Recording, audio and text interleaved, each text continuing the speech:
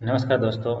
आज हम लोग कर रहे हैं rotation and revolution of earth, पृथ्वी की घूर्णन और परिक्रमण गति।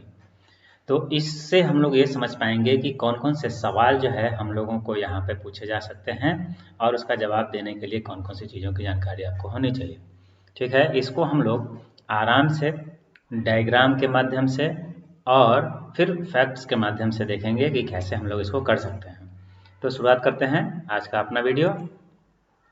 यहाँ पर एक सिंपल डायग्राम है जिसमें आप ये देख सकते हैं कि पृथ्वी जो है घूम रही है और यहाँ पर सूरज की किरणें सीधे आ रही है। ठीक है, तो पृथ्वी की घूमने और सूरज की किरणों का आना, ये दो चीज़ें क्या फ़र्क डाल रही है पृथ्वी के ऊपर, आप ध्यान दे रहे होंगे। एक हल्का एरिया है और दूसरा इधर डार्क एरिया है। मतलब जिधर सूरज की किरण नहीं पहुंच पा रही है उधर अंधेरा है और जिधर सूरज की किरण पहुंच रही है उधर उजाला है। उजाले की स्थिति को हम लोग दिन की स्थिति और अंधेरे की स्थिति को रात की स्थिति कहते हैं। तो रोटेशन का सबसे बड़ा महत्व पृथ्वी पर दिन और रात की होने से है।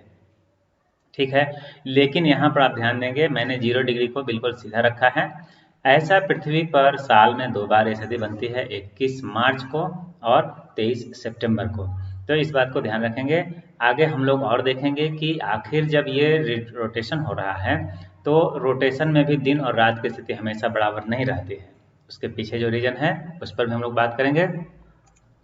ये हमारा अगला डायग्राम है जो रिवोल्यूशन को दिखाता है। यहाँ पर रिवोल्यूशन का मतलब है सूरज के चारों ओर पृथ्वी जो है वो परिक्रमा कर रही है। ठीक है, उसका एक पाथ है। ठीक है, या कहें ऑर्बिट है, उस ऑर्बिट पर वो घूमती है। और घूमते हुए अगर आप ध्यान देंगे तो पृथ्वी अपने एक्सिस पर भी घूम रही है और उस ऑर्बिट में भी चल रही है। इस प्रकार से वो दो तरह की गति कर रही है और इस तरीके से वो सूरज के चारों ओर एक चक्कर लगाती है और इसमें पूरा समय जो है वो 1 साल जो हम लोग बोलते हैं लगता है। अब 1 साल में जो एक चक्कर है वो पूरा हुआ और एक अपने एक्सिस पर चक्कर उसका 24 घंटे, मतलब जो दिन और रात की स्थिति जो हम लोग कर रहे हैं उसमें पूरा होता है। तो यहाँ पर ये दोनों बातें समझ में आ गई कि रिवोल्यूशन क्या है और रोटेशन क्या है। ठीक है, आगे देखते हैं कि जो हम लोग बात करते हैं कि पृथ्वी अपने एक्सिस पर झुकी हुई है। एक्सिस का बेसिस कहाँ से लिया गया है, वो बेस क्या है, वो है ये एक्लिप्टिक प्लेन। यहाँ पर आप ध्यान देंगे तो जितने ग्रह हैं वो सारे एक तल पर सूरज की परिक्रमा कर रहे हैं। उस तल को ही हम लोग एक्लिप्टिक प्लेन बोलते हैं और वो आधार हमारा 0 डिग्री बन जाता है और उसके हिसाब से ही हम लोग पृथ्वी के झुकाव को या पृथ्वी के एक्सिस के एंगल को कैलकुलेट करते हैं। इसको हम लोग अगर डायग्राम के माध्यम से देखें तो ये एक सीधा सा प्लेट जैसा दिखता हुआ एक स्ट्रक्चर है, यही आपका एक्लिप्टिक प्लेन है। मतलब पृथ्वी के और सूरज के बीचों बीच से ये गुजर रहा है और इसी के सहारे पृथ्वी जो है वो चक्कर लगा रही है। ये अगर हम लोग इसको 0 डिग्री मान लें, ये एक प्लेन है तो इस पर परपेंडिकुलर डालेंगे तो वो 90 डिग्री हो जाएगा। ये हमारा हो जाएगा, यहाँ पे आप देख सकते हैं ये 90 डिग्री का एंगल हो गया जो परपेंडिकुलर हो गया। ठीक है, तो ये परपेंडिकुलर है, लेकिन जो पृथ्वी रोटेट कर रही है, जिसको हम लोगों ने अभी देखा था रोटेशन, जिससे कि रात और दिन की स्थिति बन रही थी, उसका जो एंगल है, उसका जो एक्सिस है वो ये वाला है। अब अगर ध्यान से इसको देखेंगे तो ये परपेंडिकुलर से अलग है। कितना अलग है, तो इसका वैल्यू है 23.5 डिग्री। इस तरह से हम कहते हैं कि पृथ्वी अपने एक्सिस पर झुकी हुई है, कितने से 23.5 डिग्री से। तो ये एक्सिस कहाँ से आ रहा है, ये इस प्लेन के आधार के साथ मिलाने से बन रहा है। ठीक है, इसको हम लोग डायग्राम के माध्यम से देख लें कि कौन कौन सी चीज़ें यहाँ पे पूछी जा सकती हैं। तो पृथ्वी का जो रोटेशनल एक्सिस है वो इसके एक्चुअल एक्सिस से अलग है। ठीक है, एक्लिप्टिक प्लेन का जो एक्सिस बन रहा है उससे अलग है। कितना अलग है, 23.5 डिग्री। अब यहाँ पे सवाल ये भी होगा कि इस प्लेन के साथ पृथ्वी का एक्सिस का एंगल क्या है। तो पृथ्वी का एक्सिस का एंगल यहाँ पे देख रहे हैं आप 66.5 डिग्री है। ठीक है, इस प्रकार से हमारी पृथ्वी रोटेट कर रही है इस एक्सिस के सहारे। ये हमारा डायग्राम है जो पृथ्वी के परिभ्रमण पथ या कहें कि ऑर्बिट की स्थिति को दिखा रहा है। हमारी पृथ्वी इस प्रकार से सूरज के चारों ओर चक्कर लगा रही है। अब इस सूरज के चारों ओर चक्कर लगाने में आप देखेंगे एक्सिस तो हमेशा ऐसे ही रहता है। अब एक्सिस हमेशा ऐसे ही रहता है, इससे क्या फर्क पड़ता है कि सूरज से आने वाली सीधी किरणें कभी तो उत्तरी गोलार्ध में और कभी दक्षिणी गोलार्ध में पड़ती है, ठीक है।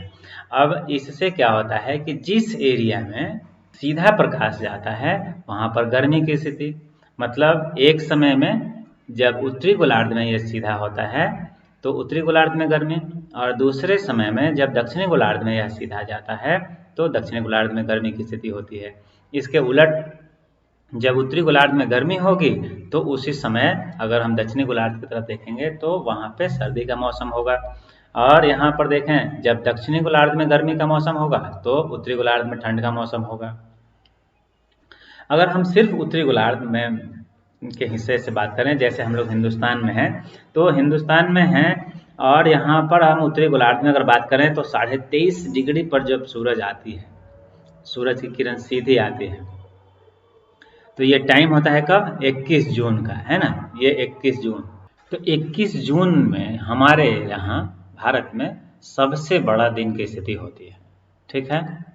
अब जब और अगर हम बात करें 22 दिसंबर के लिए, तो 22 दिसंबर में हमारे यहाँ दिन की स्थिति सबसे छोटी और सबसे लंबी रात हो जाती है। क्यों? क्योंकि सूरज की सीधी किरण अब दक्षिणी गोलार्ध पर पड़ रही है, ठीक है।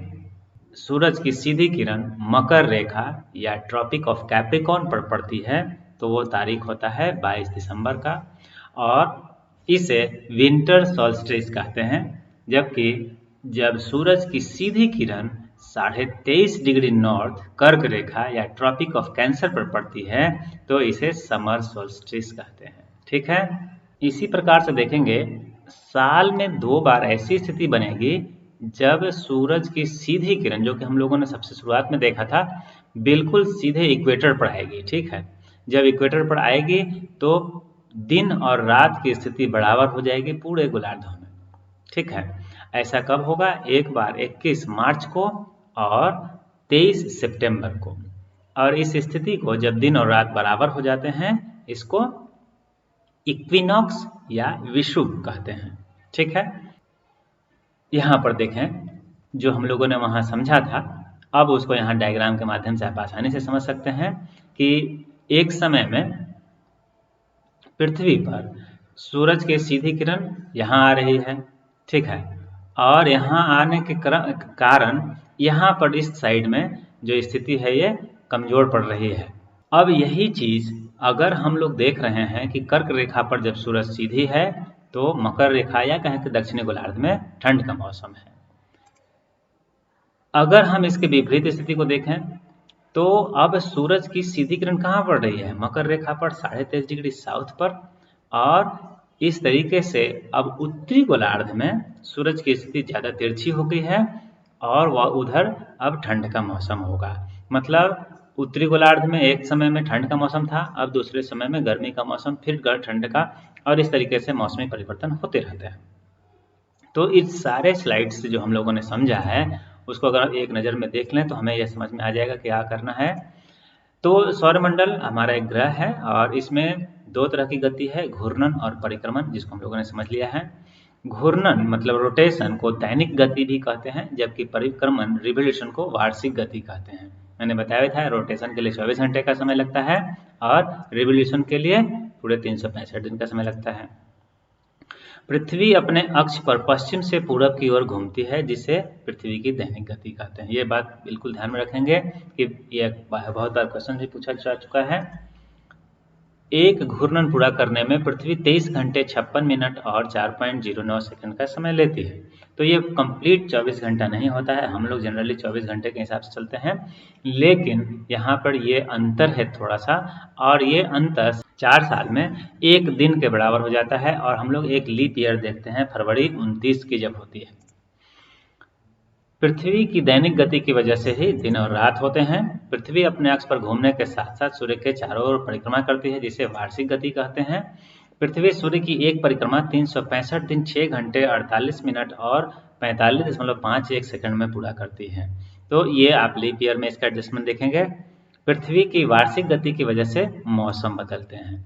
पृथ्वी की धुरी उसकी कक्षा से 66.5 डिग्री तक झुकी होती है। जो ऑर्बिट है पृथ्वी का उससे 66.5 डिग्री का झुकाव है, हम लोगों ने देखा था, और एक्सिस के साथ 23.5 डिग्री का।